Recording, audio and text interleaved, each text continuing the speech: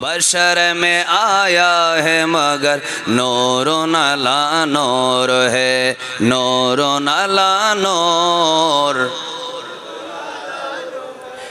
अरे जोरे नूर नला नूर। अर्श फलक सैर की, रब से मुलाकात की, नूर से नूर मिल गया है, वस्तु में पर्दा न थी। एक तो मोहब्बत बोलो ना मरहबा।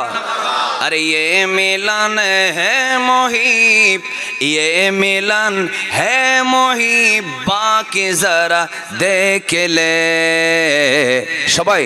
नूर नला नूर, नूर नला नूर है। এত আলসি হলে হলে না। এই জেনারেশন যেটার মধ্যে আলসি আলসি জেনারেশন দেখছি এটা। সবাই মুরব্বীরা বলতেছে, ছেলেরা আস্তে আস্তে বলে, সবাই একসাথে নূর নালা নূর। ज़ाते अला पाक है, सल्ले अला मोहम्मद, बशर में आया है मगर नूर नला नूर है, नूर नला नूर, नूर नला नूर है। जुरे जुरे अल्लाहुम्मा सल्ले।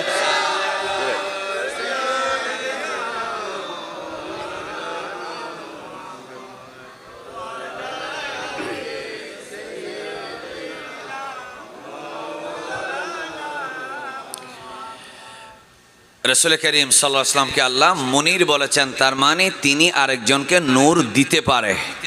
বলেন আরেকজনকে নূর দিতে পারে। এবার আসেন আমরা একটা হাদিস শরীফ দেখি, এটা ইমাম হাকিম আল মুস্তাদরাকের মধ্যে এনেছেন।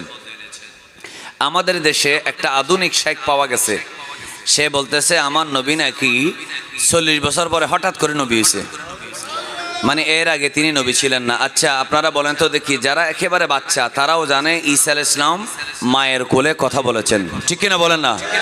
ঈসা আলাইহিস সালাম মায়ের কোলে কি বলেছেন? তো যখন মাকে জিজ্ঞেস করা হলো মরিয়মকে, এ মারিয়াম আলাইহিস সালাম, তোমাকে তো আমরা বিয়ে দিই নাই, এলাকার লোকে তো বলার প্রশ্ন করার একটা অধিকার আছে, তোমাকে তো বিয়ে দিই নাই, তো তোমার বাচ্চা আসলো কোত্থেকে, এটার বাবার নাম কি, এটা জিজ্ঞেস করা কি অস্বাভাবিক নাকি স্বাভাবিক? স্বাভাবিক। তোমাকে বিয়ে দিই নাই, তোমার কোনো বিয়ে হয় নাই, তুমি থাকতা বাইতুল মুকদ্দাস আল্লাহর ঘরের মেহরাবে, একটা পাশে একটা হুজরা ছিল, সেখানে থাকতা, তো তুমি এমন একটা পবিত্র জায়গায় থাকার পরে তোমার পেটে বাচ্চা এসে গেল, যদি বিয়ে করেও থাকো স্বামীর নাম বলে দাও। তখন মরিয়ম আলাইহিস সালামকে আল্লাহ মানা করলেন, খবরদার তুমি বলবা না, তোমার বাচ্চা বলবে। একটু জোরে বলেন না সুবহানাল্লাহ। এমন সময় আমার ভাইরা, মরিয়ম আলাইহিস সালাম জবান খুললেন না, তিনি নিজের সন্তান ঈসা আলাইহিস সালাম ছোট বাচ্চা, মা কিছুক্ষণ আগে যার জন্ম হলো তার দিকে যখন আঙ্গুল দিয়ে ইশারা করে দিলেন, এমন সময় ঈসা আলাইহিস সালাম দোলনায় বসে বসে বলে দিলেন, ক্বালা ইন্নী আবদুল্লাহি আতানিয়াল কিতাবা ওয়া জাআলানি নাবিয়্যা। ঈসা আলাইহিস সালাম বললেন, আমার মায়ের কওম, ও আমার এলাকাবাসী, তোমরা শোনো, আমি কোন অবৈধ সন্তান না, আমি আবার আল্লাহর ছেলে না। দুইটা জবাব এই কথার ভিতরে এসে গেল, সেটা হলো ইন্নী আব্দুল্লাহ, আমি আল্লাহর বান্দা, তার মানে ইবনুল্লাহ, আমি আল্লাহর ছেলে না। আল্লাহ হচ্ছেন লাম ইয়ালিদ ওয়া লাম ইউলাদ, যিনি কারো বাবা হয় না, তিনি কারো সন্তান হয় না। একটু জোরে বলেন না সুবহানাল্লাহ। এজন্য ঈসা আলাইহিস সালাম বলেন আমি আল্লাহর ছেলে না। দ্বিতীয় নম্বর, ওয়া জাআলানি আতানিয়াল কিতাব, আল্লাহ আমাকে একটা কিতাব দিল, ওয়া জাআলানি নাবিয়্যা, আল্লাহ আমাকে নবী বানাইলো। এবার আমার ভাইয়েরা, 2000 চন্দ্রদেশের মানুষ, এই যে বাংলাদেশে আধুনিক শেখেরা, এরা ফেসবুকের মধ্যে ভিডিও ছাড়লো, এরা বলল নবী 40 বছর পরে নবী হয়ে গেল, 40 বছর আগে তিনি নবী ছিলেন না। অথচ ঈসা আলাইহিস সালাম দুনিয়াতে এসে বলে আতানিয়াল কিতাব, আল্লাহ আমাকে একটা কিতাব দিল ইনজিল, ওয়া জাআলানি নাবিয়্যা, আমাকে আল্লাহ নবী বানাইলো। এবার সবাই একবার গলা ছেড়ে বলুন, ঈসা আলাইহিস সালামের চাইতে আমার নবীর মর্যাদা কম না বেশি? আওয়াজটা সবাই দিয়ে নেই, সামনে মাঝখানে পিছনে সবাই একসাথে বলেন, ঈসা আলাইহিস সালামের চাইতে আমার নবী নবীর সম্মান মান মর্যাদা কি কম না বেশি? তাহলে ঈসা আলাইহিস সালাম যদি দুনিয়াতে এসেই বলে আতানিয়াল কিতাব, আল্লাহ আমাকে একটা কিতাব দিয়ে পাঠিয়েছে, ওয়াজআলানি নাবিয়্যা, আল্লাহ আমাকে নবী বানাইছে, আর এরা যদি বলে আমার নবী 40 বছর পরে নবী হলেন, তাহলে আমরা সবাই মানলেও, ইহুদিরা মানলেও, খ্রিস্টানরা মানলেও, অন্য ধর্মের মানুষ মানলেও আওয়াজ করে বলেন নবীর উম্মত কোনোদিন তাদের এই জাল ফতোয়া মানতে পারে? কারণ আমার নবী 40 বছর পরে কেন নবী হবে? যত নবী দুনিয়াতে আসছে নবী হয়েই আসে। সুবহানাল্লাহ বলে না কেন? এই জন্য আমার বাইরে মনোযোগ। এবার আমরা একটা হাদিস শরীফ দেখি। রাসূল করিম সাল্লাল্লাহু আলাইহি ওয়াসাল্লামকে জিজ্ঞেস করা হলো, ইয়া রাসূলুল্লাহ মাতা ওয়াজাবাত লাকান নবুওয়া, ইয়া রাসূলুল্লাহ আপনি কখন থেকে নবী? তখন এমন সময় আমার নবী বললেন, ইন্নী আবদুল্লাহি ওয়া খাতামুন নবিয়িন ওয়া ইন্না আদাম লামাজাদিলু ফি তিনাতিহি, আমি রাসূলুল্লাহ তখন থেকে আল্লাহ তাআলার বান্দা এবং শেষ নবী। যখন আদম আলাইহিস সালাম মাটি এবং পানির মধ্যে, কাদার মধ্যে ছিল, এখনো তার বডি বানাই নাই, তখন থেকেই আমি নবী ছিলাম। তাহলে বোঝা গেল আদম আলাইহিস সালামে যদিও দুনিয়াতে মানব সুরতে আদম আমার নবীর বাবা, আদমের বংশে আমার নবী আসলেন, কিন্তু হাকিকতের মধ্যে আদম আলাইহিস সালাম সৃষ্টি হয়েছে আমার নবীজির নূর মোবারক থেকে। আরেকবার কি জোরে জোরে বলা যাবে না মারহাবা? আরো জোরে। এটা কি নতুন কথা নাকি পুরাতন কথা? কথা বলে না কেন? নতুন নাকি পুরাতন? এখন আপনারা কেউ যদি বলেন না আদম আলাইহিস সালামের বংশে নবী এসেছে, এই জন্য আদম সিনিয়র নবী জুনিয়র, আওয়াজ করে বলেন তার ঈমান থাকবে? আর জোরে বানা থাকবে?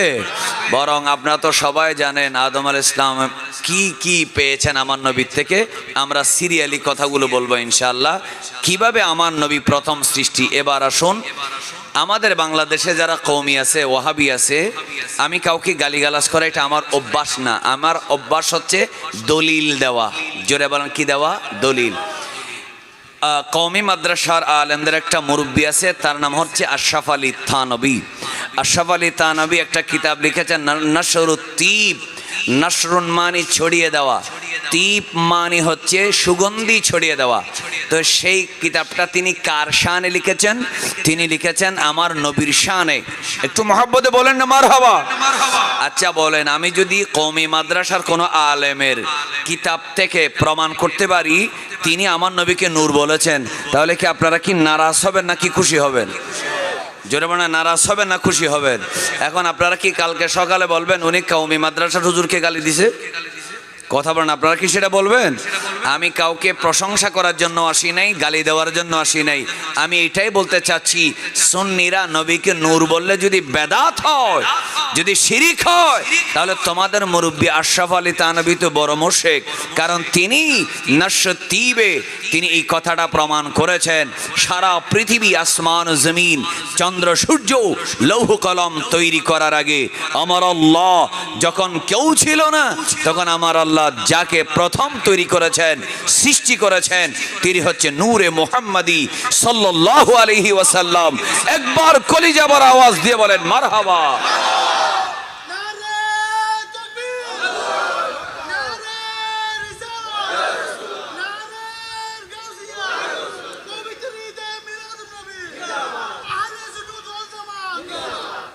অসুবিধা হচ্ছে কি? আপনাদের কোন অসুবিধা হচ্ছে?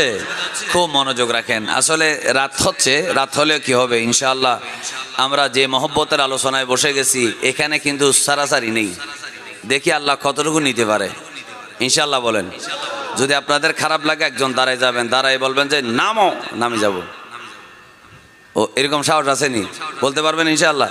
এখন তো ওই যুগ চলতেছে, এখন ছাত্রে মাস্টাররে মারে, ঠিক কিনা? সবাই সমন্বয়ক। এটা একটা নির্দিষ্ট কারণ ছিল আন্দোলন করার, সেখানে ডিইউ ছিল, ঢাকা ইউনিভার্সিটির ছাত্র ছিল, বিভিন্ন কারণ, রাজনীতির প্রসঙ্গ আমি যাব না।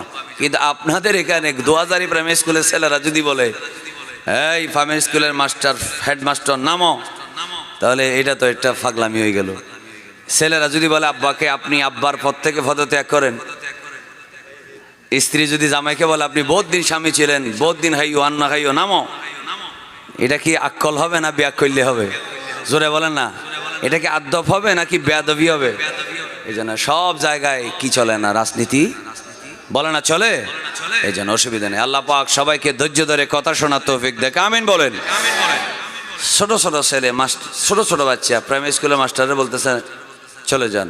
হাই স্কুলের ছেলেরা এখনো দাড়ি মুছোড়ে নেই, ছোট ছেলেরা বলতেছে হাই স্কুলের মাস্টারকে বাইর হন।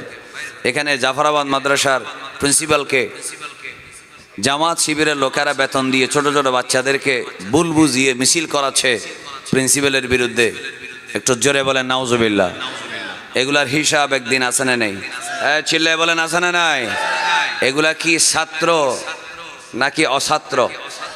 এগুলা কি আদবওয়ালা না বেয়াদব? এগুলা কি সভ্য না অসভ্য? আমি আপনাদের এলাকায় আসবো আর জাফরাবাদ মাদ্রাসা, রসুলাবাদ মাদ্রাসার প্রিন্সিপালের কথা বলবো না? আমি তো সে বান্দা না। একজন প্রিন্সিপালকে ছাত্ররা আন্দোলন করতেছে, কোনো কারণ নেই, শুধু কি সরকার পট পরিবর্তন। আমি একটা কথা সাফ জানিয়ে দিতে চাই, খোদার কসম করে বলি, আওয়ামী লীগ, বিএনপি, বাংলাদেশ, পাকিস্তান তৈরি হওয়ার ১৫০০ বছর আগে আহলে সুন্নতের জন্ম হয়েছে। নবী যখন থেকে তখন থেকেই সুন্নি জামাত চিৎকার করে বলেন ঠিক কিনা? সুন্নিরা কোন আওয়ামী লীগ বিএনপির জন্মের অনেক হাজার বছর আগে। গৌসে পাকের সুন্নি আমরা গরিব নওয়াজের সুন্নি, আমরা শাহ আমানতের সুন্নি, আমরা শাইখে শ্রীকুটের সুন্নি, আমরা গৌসুল আজম মজবান্ডারের সুন্নি। জোরে বলেন ঠিক কিনা? এজন্য আমরা কোন ব্যক্তির দালাল না, আমরা নবীর গোলাম। আওয়াজটা কি আসতে হবে না জোরে হবে? বলেন আমরা কার গোলাম? নবীর শব্দ ৩ বার বলেন কার? জোরে বলেন কার? আরো জোরে বলেন কার? এই জন্য কোন সুন্নি কখনো কোন দলের দালালি করে না, মনে রাখবেন। আপনি প্রাইমারি স্কুলের মাস্টারি করতেছেন, হেডমাস্টার, এমপি সাহেব যদি এসে এখানে ভাষণ দেয় আপনি মানা করতে পারবেন না, এটা আপনার দায়িত্ব। তাকে রিসিভ করতে হবে, তাকে সম্বর্ধনা দিতে হবে, এটা সরকারি দায়িত্ব। তো প্রিন্সিপাল থাকা অবস্থায় আওয়ামী লীগের এমপিরা মন্ত্রীরা আসছে, তিনি তাদেরকে তো বাইর করে দেওয়ার বা তাদের কথা না মানার, অথবা 15 আগস্ট পালন না করার বা 16 ডিসেম্বর পালন না করার, অথবা তাদের যেই নির্ধারিত দিবস সরকারি, এটা পালন না করার সুযোগ নেই। এই জন্য তিনি সেই দায়িত্ব পালন করেছেন। সেজন্য যদি উনি আওয়ামী লীগের দালাল হয়, জাফরাবাদ আর রসুলাবাদ মাদ্রাসার প্রিন্সিপালকে বের করে দেওয়া হয়, তাহলে ছাত্র লীগের লুঙ্গির ভিতরে যারা ছিল এগুলা কার দালাল? একটু জোরে বলেন ঠিক কিনা? তাহলে বোঝা গেল নিজের বগলের তলে আধা কেজি দুর্গন্ধ নিয়ে আরেকজনের বগলের তলে যে দুর্গন্ধ খুঁজে, এগুলার মতো আন্তর্জাতিক বাট্টার পৃথিবীতে আর হতে পারে? আমি কোন দলকে গালিগালাজ করার জন্য আসি নাই। দুঃখ লাগে চন্দনেশি ঢুকলে 2 জন প্রিন্সিপালের কথা মনে হয়। জামিয়া আহমদিয়া সুন্নিয়া আলিয়ায় আব্দুল গফুর রেজবি আর আহমদ রেজা নকশবন্দি 2 জনেই খবর নেন, রেজাল্ট দেখেন। ওনারা তাদের আপন আপন বেজের সেরা ছাত্রদের একজন ছিল, মেধাবী ছিল। এরা নিজেদের মেধায় যোগ্যতায় এরা এই পদের মধ্যে গিয়েছে। জোরে বলেন ঠিক কিনা? তো সরকার পরিবর্তন হওয়ার পর যদি আপনি বাহুর জোর দেখায়, আপনি যদি বাহুর দূর জোর দেখায় ওনাদেরকে পদত্যাগে বাধ্য করেন, তাহলে আওয়াজ করে বলেন হয়তো চেয়ার খেয়ে দিতে পারবেন। আওয়াজ করে